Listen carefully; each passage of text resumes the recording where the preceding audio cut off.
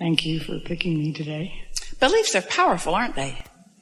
Beliefs are powerful because a belief is an active vibration, and law of attraction brings others like it to it. And if you do enough of that, then you create a manifestation that makes you believe. It's easy to understand how that happens, isn't it? Yes. I lost my husband 7 months ago to cancer. Yeah. And so I'm just... He's not lost. Well... Feels like it, but he's not lost. Yes, it feels like it. And I was wondering if you could offer some thoughts about the grieving process. I feel like he's probably doing just fine, and sometimes I'm not doing so fine. Oh, it would really irritate you if you knew how fine he was doing.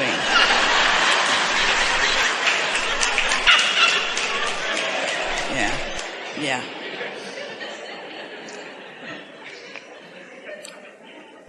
We want to just briefly say to you what grieving is. Grieving is you having an entirely different opinion about something than your inner being has.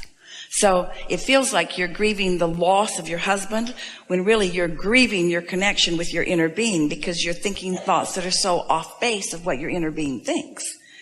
Now that's a very hard thing to wrap your thoughts around because there are so many reasons that you feel the way you do. We understand what happens, but we really want you to know when Jerry made his transition, Esther was so sad for so long. It just kept coming up. And she would say, where is he? Where is he? I can't find him, because she knows it's possible to talk to somebody. She's talking to dead guys all the time. She just couldn't find Jerry. She couldn't find him. And finally one day, after she settled down from that powerful asking and from her trauma in discord, we said to her, you got to stop looking for him where he was and start looking for him where he is. That was the beginning of really helping her, because she realized he's different now. She talks to him all the time now. And not one time has he ever said to her, I'm sorry I took off early. Because there's no sorry here. There's no sorry here. There's no looking back. There's no regretting. There's only moving forward, you see. And so once she got over needing him to say how sorry he was that he took off, because she was having a really good time when he was here. And then when he left, not so much fun for a while. And so it took an understanding. It took a belief. It took a willingness to believe. And it was pretty easy for Esther, because of her relationship with us, to accept that he's not lost and he didn't go anywhere, and that he is eager and interested about the things that she is eager and interested about. But she had to adjust her vibration to him not being gone before she could feel him. Thank you. She has a friend who comes to these gatherings quite often, who Esther translates vibration as we offer it to her. Esther translates it verbally, but some of you can translate it visually too. And Esther doesn't see visually in that way. She can see auras and that sort of thing. But Esther is a verbal interpreter of vibration. But her friend is a visual interpreter. And her friend comes to seminars and sees Jerry on the stage. She sees him walk on the stage with her. She sees him walk off the stage. Esther knows it's real, because Esther feels it too. She just can't see it, you see. And that's the thing that most humans want. You want to be able to interpret it through your physical senses, or you don't believe it. And everything that we're talking to you about is not needing to see it before you believe it, but to believe it, even though you can't see it. Let the reality of what's really going on be real so that you can feel it. So haven't you noticed that sometimes, in some strange, weird way, when you're not sad about something for a moment, you'll get a real strong sense of him. But then as soon as you turn your attention to it, then the sensing goes away and it's replaced with that empty feeling.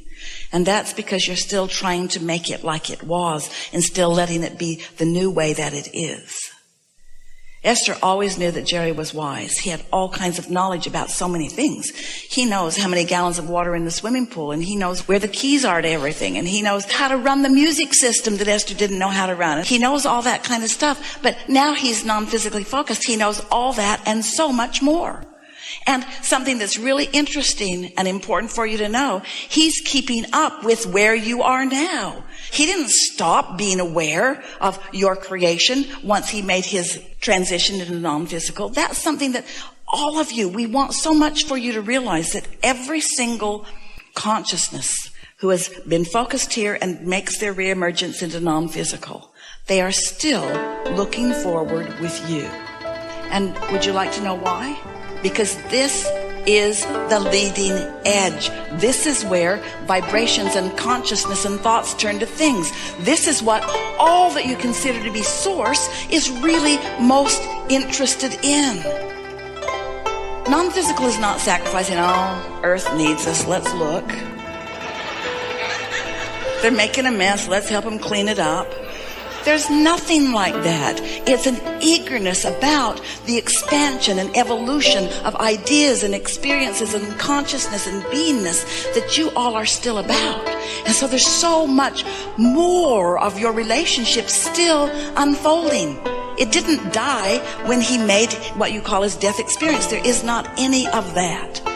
Esther would have had none of that. She would have had none of that. If she had known that that was coming and that it would enhance her experience and it would make it easier for us to explain to all of you what's really going on with all of that, Esther would have said, hold it, I don't want to have that experience.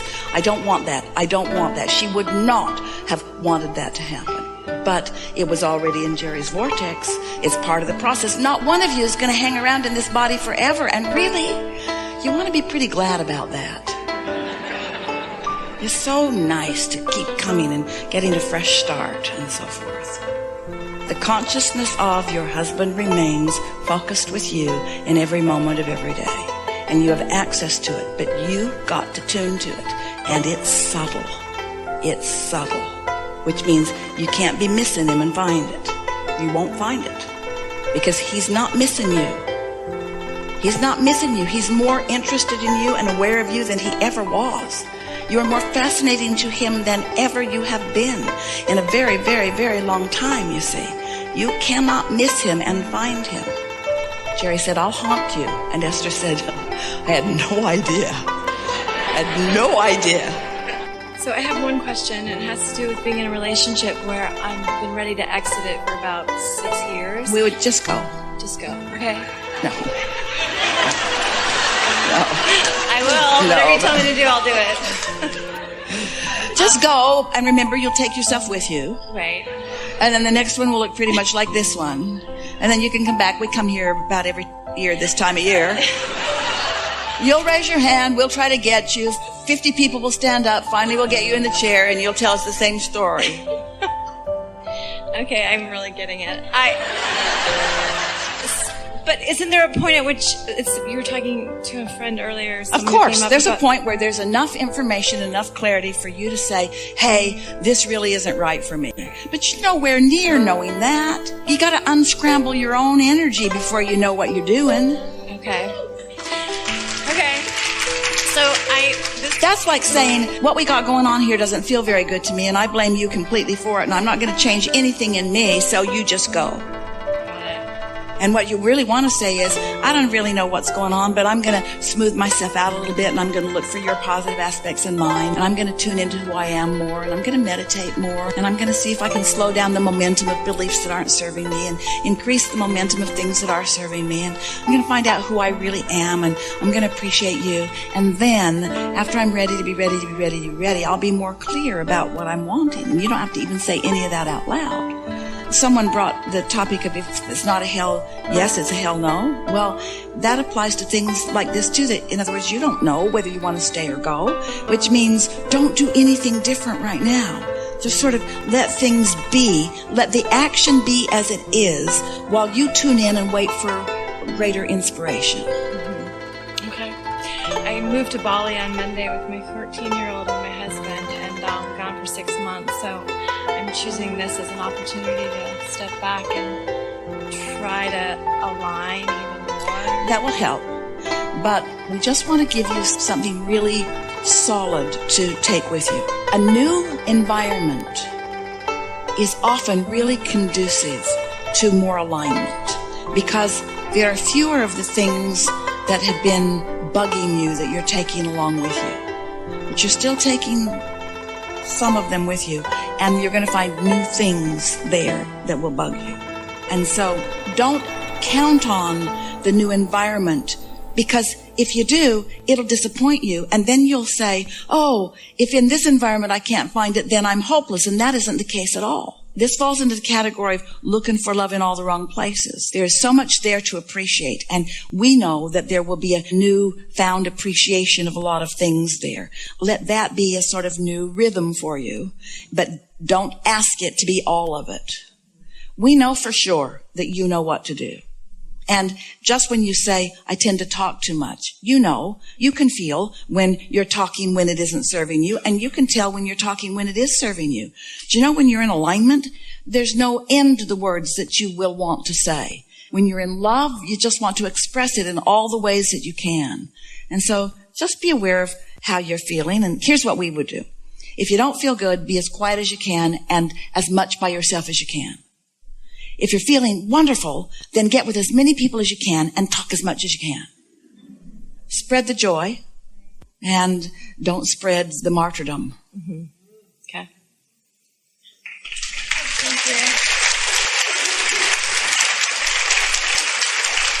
You have a strong desire, otherwise you wouldn't light up. And you're in a receptive place, otherwise you wouldn't light up. And so this is a really good time for you. You're tuned in, you're looking forward to something, you want clarity, and there's nothing that you need to do to change anything. The formula is already in place. You live life, you put stuff in your vortex, you have the opportunity of being more receptive than usual. This is a really good period of time for you. Just let it unfold and have fun with it. And don't try to make anything happen. And if people say, how you doing? Say, great. And if they say, give us more, say, no. Enough? Yes, thank you. Really good.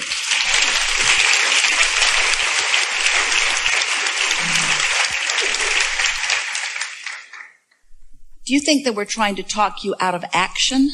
Just inspired action. Just don't try to use action instead of vibration. And then once you know you're tuned in, then follow that. You know you're tuned in, then follow that. You know